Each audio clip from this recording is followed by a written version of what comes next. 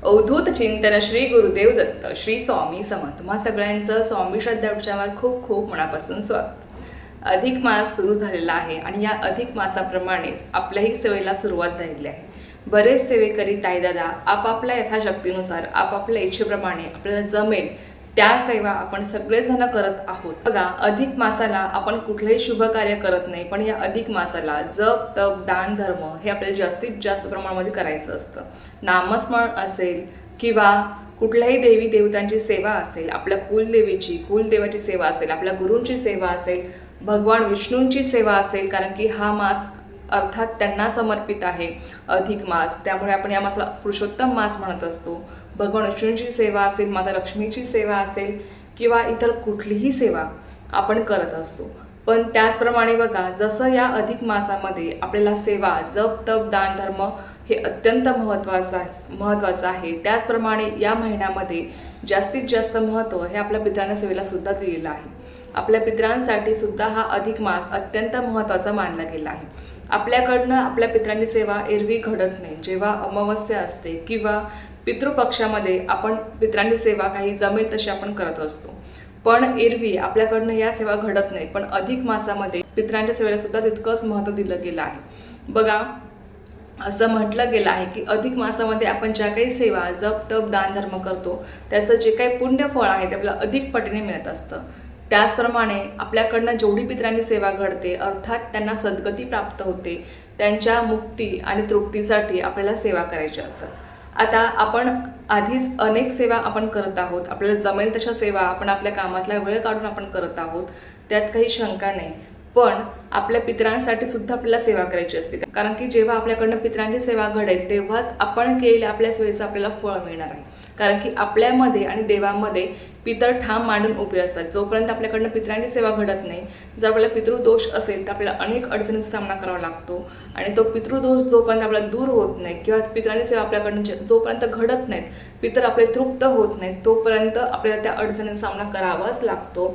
त्याला काही म्हणजे उपाय नाही। म्हणून लक्षात घ्या की पितरांची सेवा आपल्याकडनं घडणं किंवा पितृदोष मुक्तीसाठी आपल्याला नारायण नागबली सांगितली जाते किंवा त्रिपिंडी आपण करत असतो, पण प्रत्येक वेळेस आपल्याकडून नारायण नागबली घडेल किंवा त्रिपिंडी घडेल असं नाही, कारण की त्याला वेळ आणि पैसाही तितकाच जास्त जात असतो। मग अशा वेळेस पितृदोषासाठी आपण कुठल्या सेवा कराव्यात यासाठी आपल्या परमपूज्य गुरुमाऊलींनी अनेक सेवा सुचवलेल्या आहेत, ज्या आपण अगदी घर बसल्या करू शकतो आणि ज्यामुळे नक्कीच आपला जो काही पितृदोष आहे तो बऱ्यापैकी प्रमाणामध्ये दूर होतो आणि आपल्या जीवनातल्या ज्या काही अडचणी आहेत त्या सुद्धा दूर होऊन जातात। बघा, पितृदोष जर आपल्याला असेल तर आपल्याला अर्थातच आपल्याला त्रास होतो, आपल्या मुलांना त्रास होतो किंवा पिढ्यानपिढ्या हा त्रास होतच राहतो। पण जोपर्यंत आपण त्याची सेवा करत नाहीत, त्यांना मुक्ती मिळत नाही किंवा ते तृप्त होत नाही, त्यांचा आशीर्वाद आपल्याला मिळत नाही, तोपर्यंत आपल्याला अनेक अडचणी येत असतात, अनेक अडचणी येतात। कुठलेही काम आपलं यशस्वीरित्या पूर्ण होत नाहीत। मग मुलाबाळांचे लग्न असू द्या, त्यांचं वैवाहिक जीवन असू द्या किंवा शिक्षण असू द्या, इतर कुठलेही काम असू द्या, घरात भांडणे असू द्यात किंवा हे सगळ्या काही ज्या काही अडचणी आहेत आपल्याला फक्त आणि फक्त पितृदोषामुळे येत असतात। पण आपल्याला ते समजते, आपल्याला असं वाटतं की माझ्यासोबत असं का घडतं, पण त्यामागे पितृदोष असतो। आपल्याकडनं आपल्या देवांची सेवा घडत आहे, आपल्या इष्टदेवतेची आपल्याकडनं सेवा घडत आहे, पण पितरांची सेवा आपल्याकडनं घडत नाही, यामुळे आपल्याला हा त्रास होत असतो।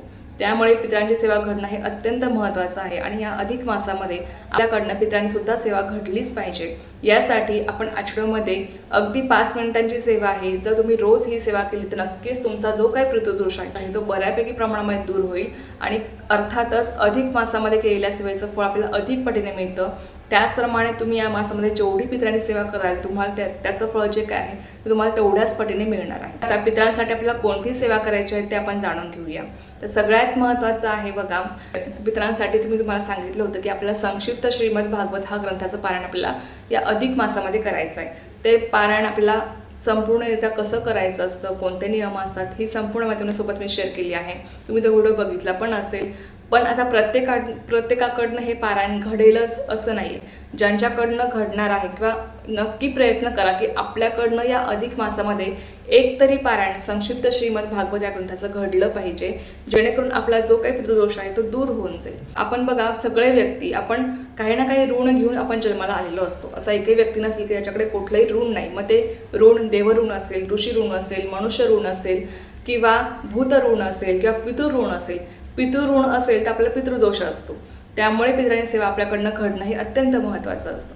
आता जसं संक्षिप्त श्रीमद भागवत आपल्या ग्रंथाचं पारायण करायचं आहे, तुमच्याकडनं जसं शक्य होईल तसं तुम्ही करा. रोज तुम्ही एक एक स्कंद वाचून सुद्धा अगदी महिनाभरामध्ये तुम्ही हे पारायण करू शकता. यामध्ये 14 स्कंद आहे.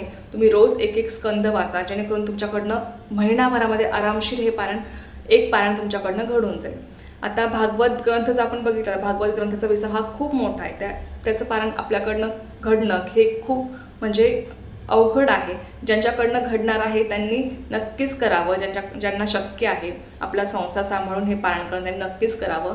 पण ज्यांच्याकडनं भागवत ग्रंथाचं पारायण होणार नाही किंवा अर्थात आपल्या मागे आपला संसारसुद्धा आहे, आपल्याला ते सांभाळून आपल्याला ते पारायण करायचं असतं, तर अशा वेळेस आपल्याला परमपूज्य गुरुमौलींनी संक्षिप्त श्रीमद भागवत हा ग्रंथ सुचवलेला आहे. त्यामुळे या ग्रंथाचं पारायण आपण अगदी 1.5 ते 2 तासामध्ये आपण आपल्या घरी बसून आपण करू शकतो, ज्यामुळे आपल्या प्रखरातला प्रखर पितृदोष हा सुद्धा दूर होऊन जातो. तर नक्की तुम्हाला या महिन्यामध्ये किमान एक तरी पारायण आपल्याला या ग्रंथाचं करायचं आहे. ज्यांच्याकडनं जास्तीत जास्त शक्य असेल तेवढे त्यांनी जास्तीत जास्त करण्याचा प्रयत्न करा. नाही जास्त शक्य तर किमान एक तरी करण्याचा प्रयत्न करा.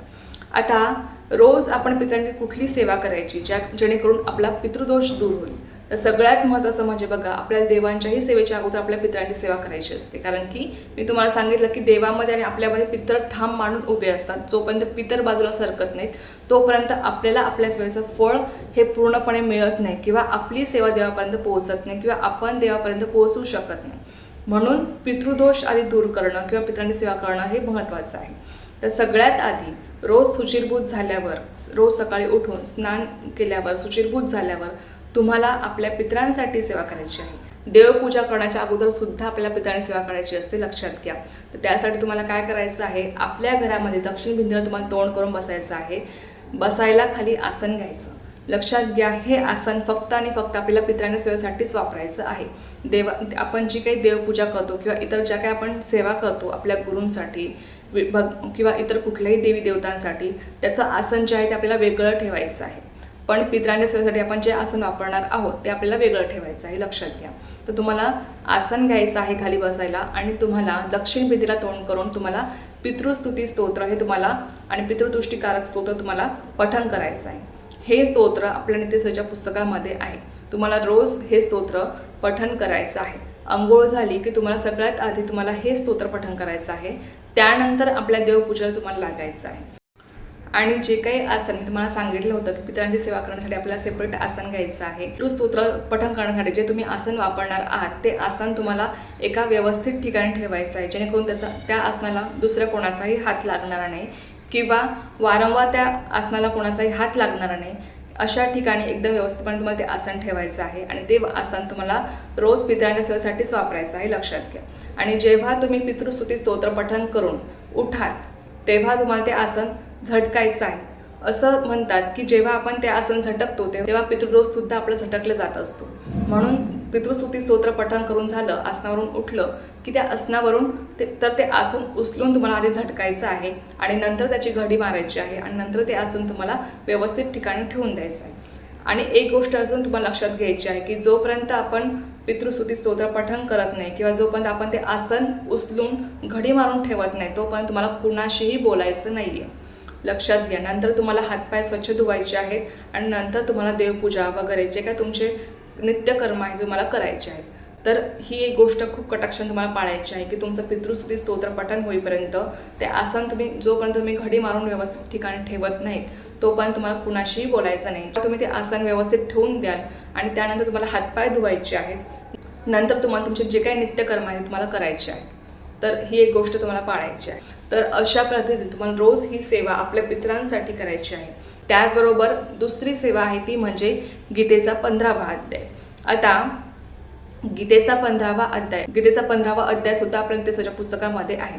बघा, या महिन्याला या अधिक मासाला पुरुषोत्तम मास म्हटलं गेलं आहे. कारण की हा मास पौराणिक कथेनुसार असं म्हटलं गेलं आहे की हा मास दुर्लक्षित करण्यात आला होता. म्हणून भगवान विष्णूंनी या मासाला आपलं नाव दिलेलं आहे, ते म्हणजे पुरुषोत्तम. आणि त्यामुळेच हा जो काही मास आहे, हा जो काही महिना आहे तो भगवान विष्णूंना समर्पित आहे. त्यामुळे या महिन्यामध्ये भगवान विष्णूंसाठी आपल्याला जास्तीत जास्त सेवा करायच्या असतात. आणि अर्थातच भगवान विष्णूंची सेवा म्हणजे माता लक्ष्मीची सेवा. त्यामुळे जेवढी आपण त्यांची सेवा करू तर तेवढ्याच प्रमाणामध्ये माता लक्ष्मी आपल्या घरामध्ये अखंड वास करणार आहे.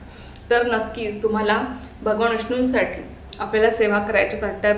त्यामध्ये सुद्धा मी तुम्हाला अनेक सेवा भगवान विष्णूंसाठी शेअर केलेल्या आहेत, त्या तुम्ही बघून नक्की करण्याचा प्रयत्न करा. पण त्यातल्या त्यात रोज तुम्हाला गीतेचा 15वा अध्याय जो आपल्या नित्यसेवेच्या पुस्तकामध्ये आहे तो तुम्हाला पठण करायचा आहे. हा अध्याय 20 श्लोकी आहे आणि हा अध्याय आपल्याला वाचायला 5 ते 7 मिनिटं लागतात जास्तीत जास्त. त्यामुळे तुम्हाला शक्य होईल त्यावेळेमध्ये दिवसभरामध्ये तुम्हाला जेव्हा शक्य होईल त्यावेळेमध्ये तुम्हाला हा गीतेचा 15वा अध्याय पठण करायचा आहे. नक्की करण्याचा प्रयत्न करा. या गीतेच्या 15व्या अध्यायाला पुरुषोत्तम योग असं सुद्धा म्हटलं गेलं आहे. खूप महत्त्व आहे गीतेचा 15वा अध्याय पठण करण्याला. त्यामुळे लक्षात घ्या की तुम्हाला या महिन्यामध्ये जेवढं तुम्हाला जमेल पितरांची सेवा आणि त्यातल्या त्यात हा गीतेचा 15वा अध्याय रोज 10 मिनिटं वेळ काढा. पितृस्तुती स्तोत्र पितृतुष्टिकार स्तोत्र पठण करायला आपल्याला 10 मिनिटं जातात आणि गीतेचा 15वा अध्याय पठण करायला आपल्याला 5 ते 7 मिनिटं जातात. त्यामुळे नक्की या ज्या काही सेवा आहेत आपल्या सगळ्या सेवा करून आपण या सेवा करू शकतो. जर आपण ठरवलं तर नक्कीच आपण वेळ काढू शकतो आणि आपण सेवा करू शकतो. अर्थात करून घेणारे आपले स्वामी आहेत, त्यांना प्रार्थना करा की माझ्याकडनं स्वामी तुम्हीच अगदी जास्तीत जास्त प्रमाणामध्ये सेवा करून घ्या, जेणेकरून बघा स्वामीसुद्धा आपल्याकडनं त्या सगळ्या सेवा करून घेत असतात. शेवटी त्यांची इच्छा असल्याशिवाय आपण कुठलीच सेवा करू शकत नाही. म्हणून त्यांची इच्छा असेल तर आपण नक्की सगळ्या सेवा करू शकतो. म्हणून आधी स्वामींना प्रार्थना करा की स्वामी तुम्ही माझ्याकडनं सेवा करून घ्या. कारण की बघा सेवा केली तरच आपल्याला कुठे ना कुठे त्या सेवेचं फळ मिळणार आहे किंवा सेवा केली तर अर्थातच आपल्याला तो मेवा मिळणार आहे, आपण असं म्हणू शकतो. कारण की कुठलीही गोष्ट आपल्याला सहजासहजी मिळणार नाही.